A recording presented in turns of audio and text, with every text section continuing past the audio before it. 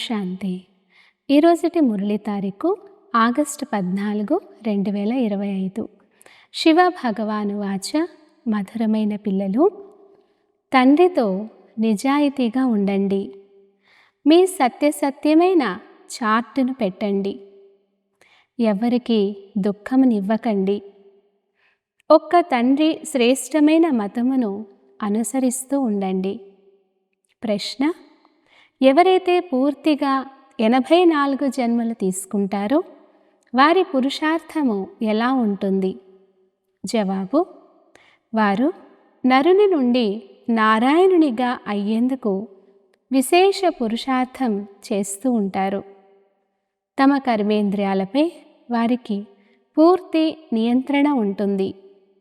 వారి కనులు క్రిమినల్గా ఉండవు.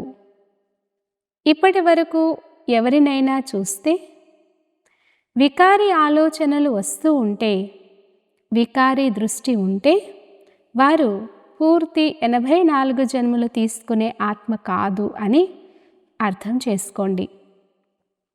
పాట: ఈ పాప ప్రపంచం నుండి ఎక్కడికైనా దూరంగా తీసుకెళ్ళు. అచ్చా, మధురాతి మధురమైన అపురూపమైన పిల్లలకు మాత్పిత బాప్దాదాల ప్రియ స్మృతులు మరియు గుడ్ మార్నింగ్. ఆత్మిక పిల్లలకు ఆత్మిక తండ్రి నమస్తే.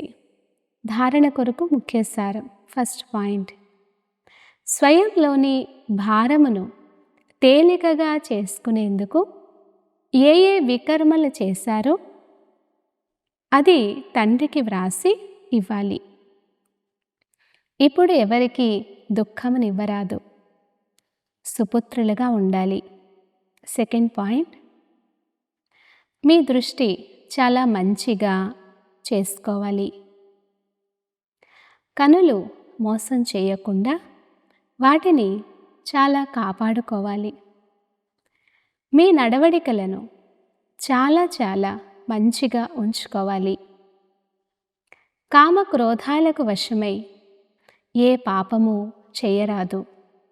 వరదానము: లక్ష్యము మరియు గమ్యాన్ని సదా స్మృతిలో ఉంచుకొని తీవ్ర పురుషార్థము చేసే సదా హోలీ మరియు హ్యాపీ భవ.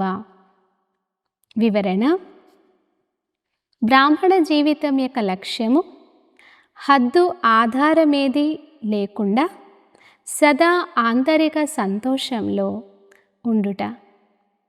ఎప్పుడైతే ఈ లక్ష్యము మారిపోయి హద్దు ప్రాప్తుల యొక్క చిన్న సందులలో ఇరుక్కుపోతారో అప్పుడు గమ్యం నుండి దూరం అయిపోతారు. అందువలన ఏం జరిగినా హద్దు ప్రాప్తులను త్యాగం చేయాల్సి వచ్చినా వాటిని వదిలేయండి.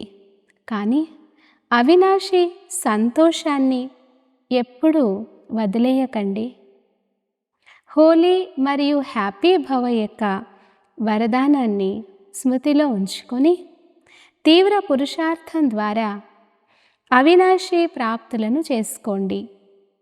స్లోగన్: గుణమూర్తులుగా అయి గుణాలను దానం చేస్తూ ఉండండి. ఇదే అన్నింటికంటే పెద్ద సేవ. అవ్యక్త సూచన: సహజ యోగులుగా అవ్వాలంటే పరమాత్మ ప్రేమ యొక్క అనుభవీలుగా అవ్వండి. మాస్టర్ నాలెడ్జ్ఫుల్, మాస్టర్ సర్వశక్తివాన్ యొక్క స్థితిలో స్థితమై ఉండి భిన్న ప్రకారాల క్యూ నుండి వెలుపలికి వచ్చి తండ్రితో సదా మిలనం చేసే లగ్నములో మీ సమయాన్ని ఉపయోగించుకోండి. లవలీన స్థితిలో ఉంటే అన్ని విషయాలు సహజంగా సమాప్తమైపోతాయి. అప్పుడు మీ ముందు మీ ప్రజలు మరియు భక్తుల క్యూ ఏర్పడుతుంది. అచ్చా, ఓం శాంతి.